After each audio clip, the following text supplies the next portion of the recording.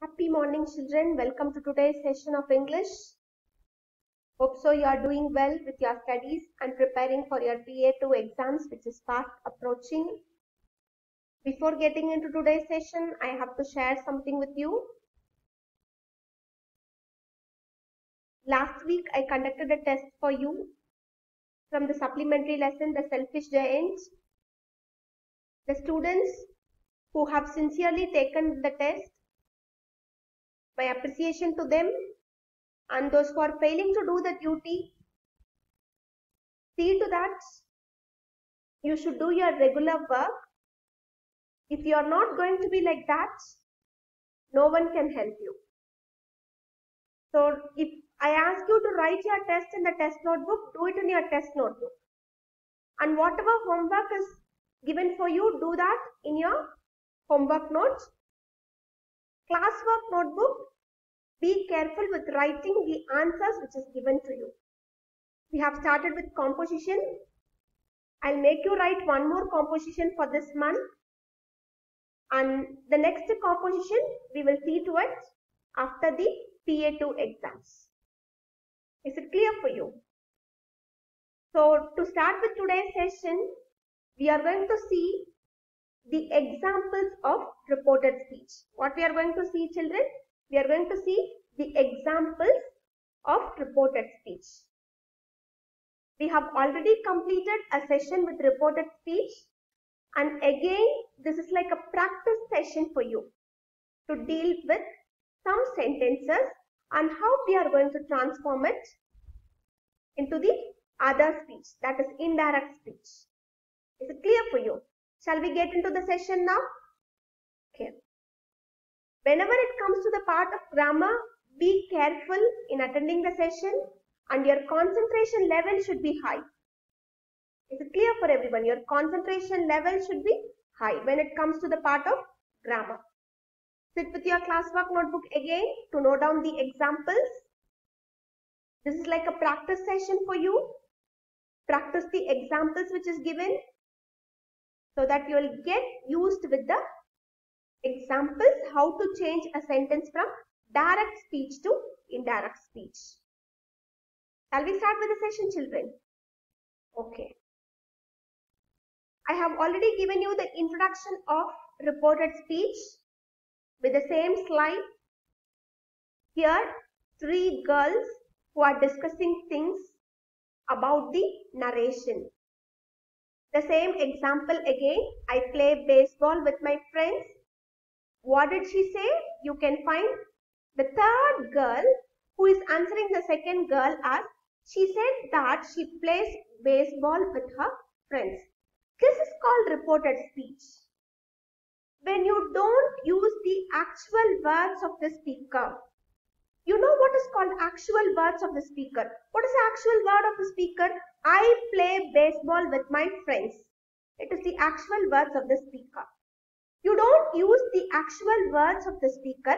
Instead, you have your own way of conveying things. How do you convey? What are the words you use? How do you change the tense? And what is the conjunction you add? That is called transforming the sentence from direct to indirect speech. Am I clear, children? Once if you are going to practice it n number of times, things will become easy for you. Grammar is something like maths. It comes out of practice. And you have to make use of your common sense over there. It is not that blindly you have to follow the rule. You have to make use of your common sense and you have to see whether the statement is right. It is not that blindly following the rule. So be with the teacher and listen to the classes what she is telling you. When it comes to the part of grammar, be attentive. Sit with your classwork notebook and note down the hints what I am going to give you. Just jot down the ideas which I am going to discuss with you. And here I'll start with what is narration. As you all know what is called narration, children. Act of reporting the words of the speaker. See, listen to the thing. Act of reporting the words of the speaker. We are not going to report the actual words of the speaker. What we are going to do? We are going to report only the words of the speaker. Is it clear for everyone? Okay. And here you could see that next there are two ways reporting the words of the speaker. One is the direct speech and the other one is the indirect speech. What are the two ways of reporting the words of the speaker? One is direct speech and the other one is indirect speech. How a direct speech will be? In the direct speech, you will come out with the actual words of the speaker.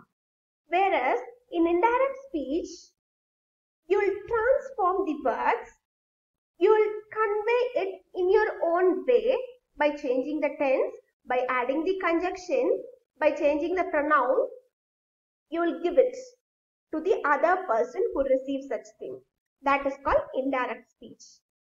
What are the two ways of reporting the narration? One is direct and the other one is indirect.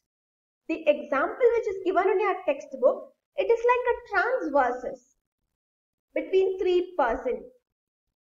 You can see three examples over there, and those three examples you can find three people are conversing something. They are discussing something. It is not one person is speaking there, three persons.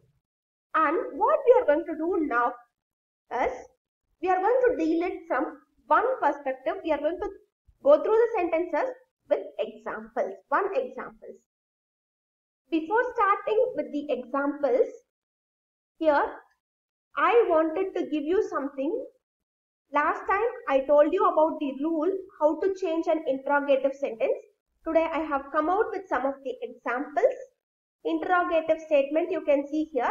You know what is called interrogative. What is the meaning of the word interrogative, children? Question type of sentences. What is called interrogative? Question type of sentences. Here what is the question? Do you love me? What is the question? Do you love me? He asked me if I loved him. See the sentence? It is a question type of sentence. But we don't have any question word over here. Do you have any question word?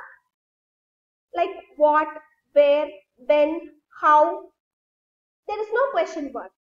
But it is called a question type of statement, where this is called as yes or no question. You could answer the question either with the word yes or with the question no. Do you love me? You can answer the question like yes, I love you. Or you can give the answer like no, I don't love you. So this is the way you are going to give the answer. When you take it into reported question, he asked me if I loved him. So you have to be clear. When it comes to yes or no question, you can make use of the conjunction if. What is the conjunction you are going to use? If. Come on, underline it, children. You can either use if or you can use whether. He asked me whether I loved him. He asked me if I loved him. And next question. This is also not a question type of sentence. Have you ever been to Mexico? Read out the sentence. Have you ever been to Mexico? How will you report this sentence then? She asked me if I had ever been to Mexico. Again, we are making use of the conjunction if over here. And you can see that this verb have is changed into had. You know that have is in present tense. And this present form of the verb is changed into past form of the verb. Have is getting changed as had over here. And come to the next question. Are you living here? She asked me if I was living here. And you know that is, am, are, was, were. These are all called as supporting verbs. We use is, are, am for the present tense. And you know that was and were is used for past tense. So you could see here, are is changed as was. The reason is, it talks about a single person. Are you living here? She asked me if I was living here. Are you clear with the sentence now?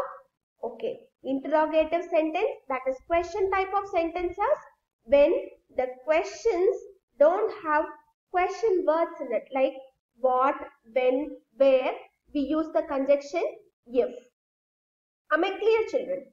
Okay. Next we are going to move into the next sort of examples. It's the same interrogative sentences, but here you can see question words.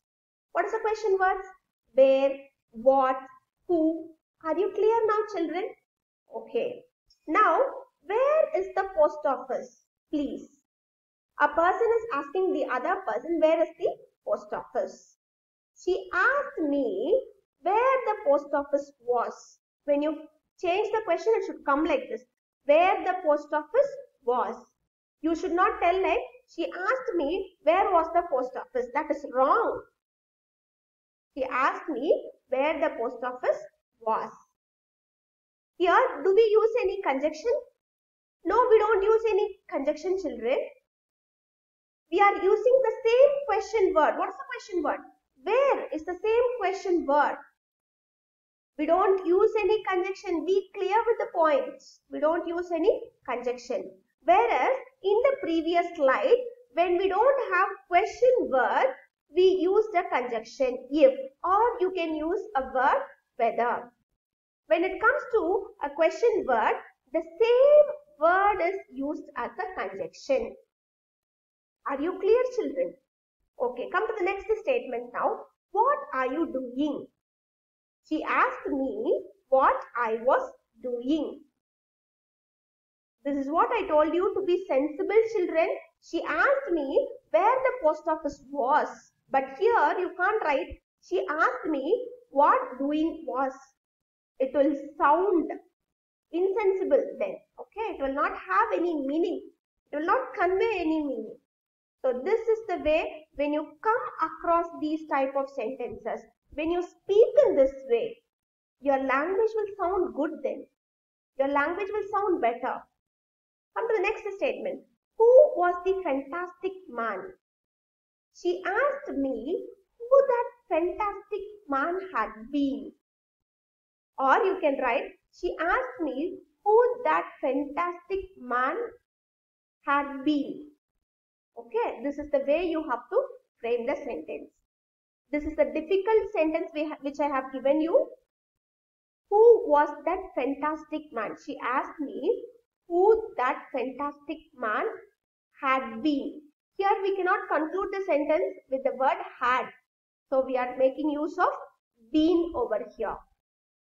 Am I clear, children? So we have seen two types of interrogative sentences. One with question word and the other with yes or no questions. When it comes to the part of yes or no questions, we use conjunctions if or whether. When it comes to WH questions, we don't use any conjunction over here, but we use the same question word where, what, who. So this is applicable only in case of question words. How the question words will be? Where, what, how, when. These are called as question words. Am I making things clear, children? Okay, you can take down these examples in your classwork notebook to get things in a clear way. Hope so you are all taking down in your classwork notebook. We will see the other examples now in imperative form. Shall we see the other examples in imperative form?